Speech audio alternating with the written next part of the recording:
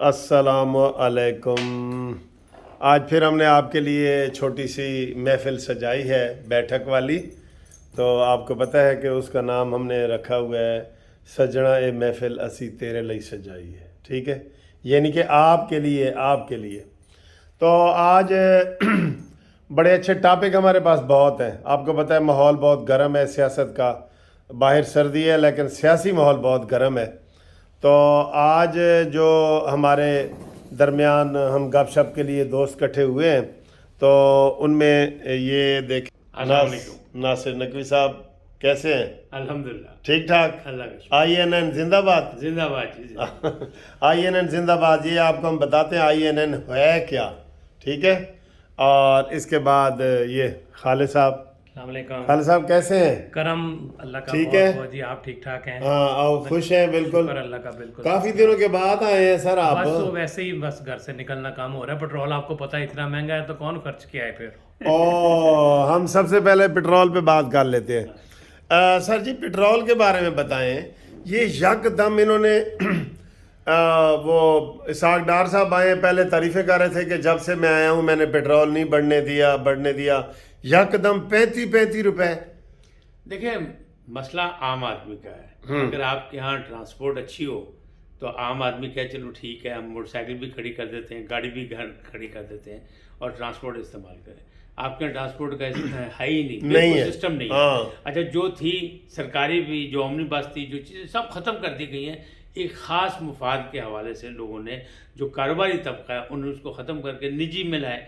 निजी में लाके बिल्कुल आप ये बताएं शहर में कौन सी वैगनें चल रही हैं, कौन सी बसें चल रही हैं, कौन सी क्या ख़ास रूट पे चल रही हैं। एक मेट्रो चल रही है, वो एक ख़ास रूट पे चल रही है। एक ऑरेंज ट्रेन चल रही है, बहुत बड़ी सहूलत है, हाँ। लेकिन वो भी एक ख़ास रूट खास पे है। बस। तो बाकी शहर कहाँ जाएगा? 80% आवाम जो है 1 शहर करोड़ के, से ज़्यादा आबादी और ये है, सिर्फ 1.5 आप करोड़ लाहौर की बात कर रहे हैं नकवी मैं सिर्फ साहब। लाहौर की बात हाँ कर रहा हूँ, जी, 1.5 करोड़ की है। बाकी पाकिस्तान की बात करें ना। मोटे दाएं बाएं आप देखिए, जिसने यहाँ से जाना है कालाशाह काकू तक, वो तो ख्वार हो जाएगा। हाँ। अब पेट्रोल इतना महंगा हो गया कि लोगों की मतलब कुव्वत खरीद से बाहर हो गया है। अब लोग जो है ना, फिर यही होगा, हम और आप कमाएंगे और तीसरा आदमी हमसे छीनने के लिए तैयार बैठा होगा। जी, तो INN का भी साथ बता दें, मैंने वो suspense INN independent Nasir Naqvi के हवाले से मेरा व्लॉग करता हूँ मैं, हाँ। और आपकी राय भी आती रहती है, उसे भी आप सब्सक्राइब कीजिएगा। ठीक है। और ये मुश्तरका बैठक है हमारी, ये आपके लिए सजाई हाँ, है। हाँ, इसमें मुख्तलिफ उन्वानात से मौज़ूआत पे हम गुफ्तगू करते हैं। खालिद साहब, आपका क्या हाल चाल है? आप भी महंगाई से मुतासिर हुए कि आप अमीर आदमी हैं? नहीं, मैं बहुत अमीर आदमी हूँ जी। बंदा दिल का अमीर होना चाहिए। हाँ। और इस तरह अगर ये कहें जी हम गरीब आदमी हैं और पेट्रोल की वजह से हम मिलना जुलना छोड़ दें, तो ये गलत बात है। हाँ, हाँ। ऑरेंज ट्रेन जिंदाबाद। ये शहबाज शरीफ ने जो एक इतना बड़ा कारनामा किया हुआ है, उस पर बैठते हैं तो उतरते हैं GPO तो सीधा आपके दफ्तर आ जाते हैं। हाँ। उसके बाद करीब करीब ही जाना होता है सारा, तो हम वहाँ से आ जा चले जाते हैं। लेकिन जो पेट्रोल और महंगाई की बात हो रही है, जिस तरीके से नासिर नकवी साहब ने कहा और आपने भी कहा कि एक मखसूस एरियाज़ के लिए ऑरेंज ट्रेन और मेट्रो जो बसेस हैं वो चलाई जा रही वो हैं, तो अच्छी हैं जी, वो तो ठीक है। लेकिन आपके पास रेलवे लाइन का बहुत लंबा एक जरिया है। आप कालाशाह काकू की बात कर रहे हैं, आप शेखुपुरा तक ऑरेंज ट्रेन चला सकते हैं, रेलवे लाइन इस्तेमाल करें। आप जल्लो तक चला सकते हैं। आप लाहौर के इर्द गिर्द जितना भी एरिया आपके पास कोट लखपत है, आप वहाँ तक ये ट्रेनों का इस्तेमाल क्यों नहीं करते? ये छोटी छोटी ट्रेनें वहाँ अगर चलें, जिस तरह ट्राम चलती रही है कराची में, और पहले जल्लो तक रेल कार चलती रही है, तो ये आवाम की सहूलत के लिए एक ऐसा सिलसिला आपके पास ऑलरेडी मौजूद है। आप उसको इस्तेमाल करें और लोगों का दुआएं लें जी। तो देखें जी, पेट्रोल के हवाले से और महंगाई के हवाले से दोनों ने बात की है। अब मैं नासिर नकवी साहब से एक सवाल पूछता हूँ, मैं देखता हूँ कि इनको इसका सही जवाब आता है कि नहीं। कि हमारे पाकिस्तान का जो वज़ीर आज़म है वो कौन है? IMF। तालियां बजाएं सर जी, बिल्कुल सही। बिल्कुल जी, बिल्कुल। दुरुस्त जवाब, दुरुस्त है सर, जवाब दुरुस्त है। नाम की हुकूमत जो है वो शहबाज शरीफ की है, हाँ। लेकिन उसको जो अपोजिशन है वो शोबाज कहती है। हाँ। इस वक्त तो ये लग रहा है क्योंकि अवाम को ये आए थे महंगाई से निजात दिलाने, वो नहीं दे सके। अब तो हमारे हर रेट, हर चीज़, हर महंगाई, हर कीमत वो IMF पे चल रही है। ऐसा लगता है IMF ने कू कर दिया है। ये बस बात की है, और मैंने भी इसी के ऊपर वीलॉग किए हैं कि इस वक्त वज़ीर आज़म जो है وہ IMF ہے، شہباز شریف نہیں ہے۔ یہ مشورہ کس نے دیا تھا؟ یہ مشورہ خالد صاحب نے مجھے دیا تھا، جی۔ تو لیکن نقوی صاحب نے سر سوال کا جواب صحیح دے دی ہے۔ اب یہ انعام کے تو حقدار ہیں، انعام کے حقدار ہیں جی۔ ان کو تو بالکل باقاعدہ جس طریقے سے آپ نے جمعرات کو ہائٹی شروع کی ہے 10 سبسکرائبر کے لیے، اس طرح یہ ناصر نقوی صاحب کی ہائٹی تو بنتی ہے نا اب آپ؟ یہ سر ہائٹی سے زیادہ بنتی ہے۔ اچھا تو بس ٹھیک ہے، عوام کی بات کی ہے جی، عوام کی بات کی ہے۔ اچھا ایک اور ٹاپک سے میں نے نا 2-3 ویڈیو بنائی ہیں اپنے اس چینل پہ، تو میں ان سے بھی ان دونوں حضرات کی رائے لے لیتا ہوں۔ سر میں نے یہ کہا ہے کہ ایک 98 میں نواز شریف صاحب نے قرض اتارو ملک سنوارو مہم چلائی تھی، آپ دونوں کو پتہ ہے اس کا۔ ہارون خواجہ اس کے سیکرٹری تھے۔ ہاں جی، اور وہ قرض اتر بھی گیا تھا۔ تو اب چونکہ ہمارا ملک ڈیفالٹ کی طرف جا رہا ہے، اور سیاستدانوں میں کوئی ایسا بندہ نہیں ہے کہ جس کے اوپر سارے متفق ہوں، اور وہ پاکستانیوں سے چندے کی اپیل کرے اور اوورسیز والوں کے لیے کرے کہ ہمیں وہ پیسے بھیجیں اور ہم IMF کا قرضہ اتاریں۔ تو اس حوالے سے میں نے ایک سوچا کہ کاش کوئی عبدالستار ایدھی جیسا بندہ ہو تو یہ وہ کام کر سکتا ہے۔ نقوی صاحب، عبدالستار ایدھی جیسا بندہ یا کوئی ایسا بندہ آپ کے ذہن میں ہے کہ جس کو ہم آگے کریں اور وہ پورے ملک اور بیرون ملک سے چندہ اکٹھا کر کے IMF کی ہم جو ہے نا وہ قسط اتاریں؟ کوئی ایسا بندہ لیکن ہے؟ ملک صاحب، عبدالستار ایدھی جیسے جو بندے ہیں نا، وہ تاریخ میں بڑے کم آئے ہیں اور کبھی کبھی پیدا ہوتے ہیں۔ ایسا اس وقت آپ کے ہاں کوئی موجود نہیں۔ جس مہم کا آپ نے ذکر کیا نواز شریف صاحب کے دور میں، قرض اتارو، وہ بھی بد اعتمادی کا شکار ہوئی تھی، کسی نے اس کا حساب نہیں دیا، کتنا پیسہ اکٹھا ہوا کتنا نہیں، لوگوں نے اپنے زیور مطلب خواتین نے دے دیے تھے، لوگوں نے پیسے دے دیے تھے، سب کچھ ہو گیا تھا، لیکن اس کے باوجود وہ معاملہ نہیں بنا۔ بد اعتمادی کی فضا ہے۔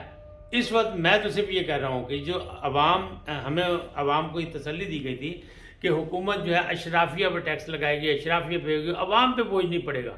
اس وقت عوام جو دب چکی ہے، سارا بوجھ عوام پہ ہے، تو اب عوام کو اپنی زندگی کے لیے، اپنے خاندان کی زندگی کے لیے اپنی کوئی منصوبہ بندی کرنی پڑے گی، اور ہمیں سب کو مل کے اس ملک کو بچانا پڑے گا۔ یعنی تو سر مل کے کفایت چاری، اور کم از کم بلا ضرورت جو ہے سفر نہ کریں، پیٹرول بچائیں، بلا ضرورت جو ہے وہ گھر سے نہ نکلیں تو ٹریفک کو بھی بچائیں۔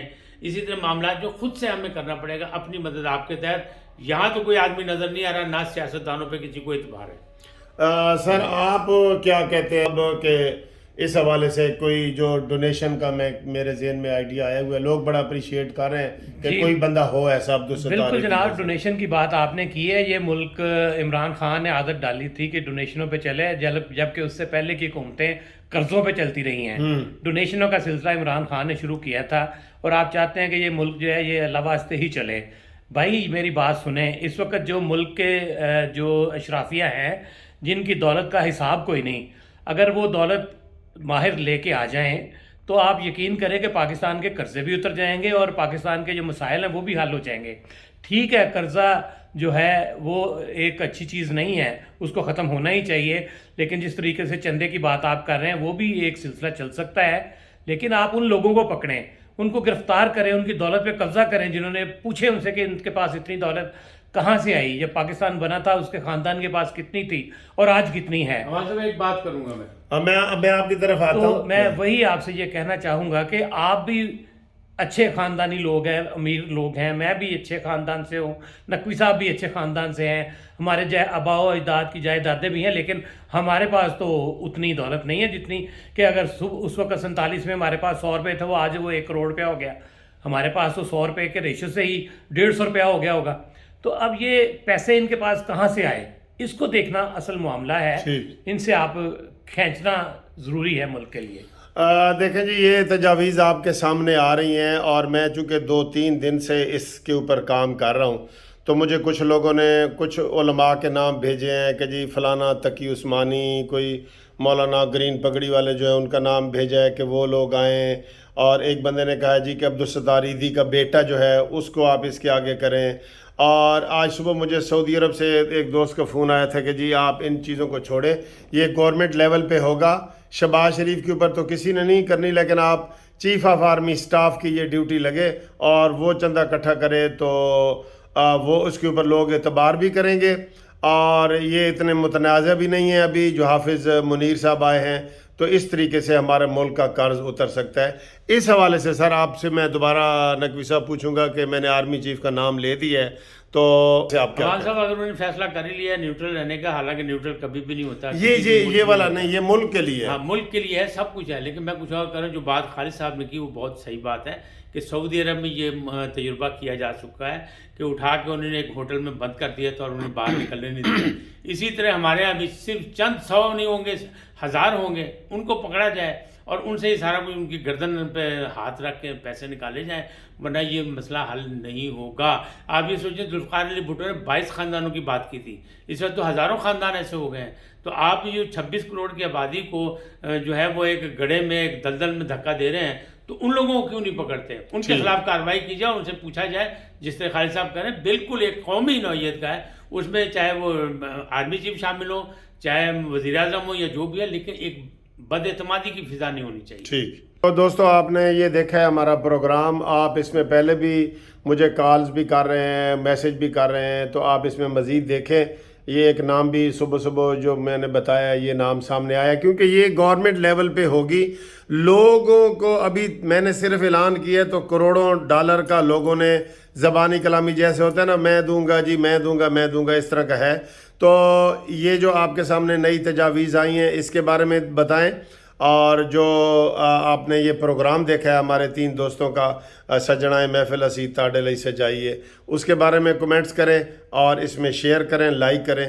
Thank you very much for watching this T V.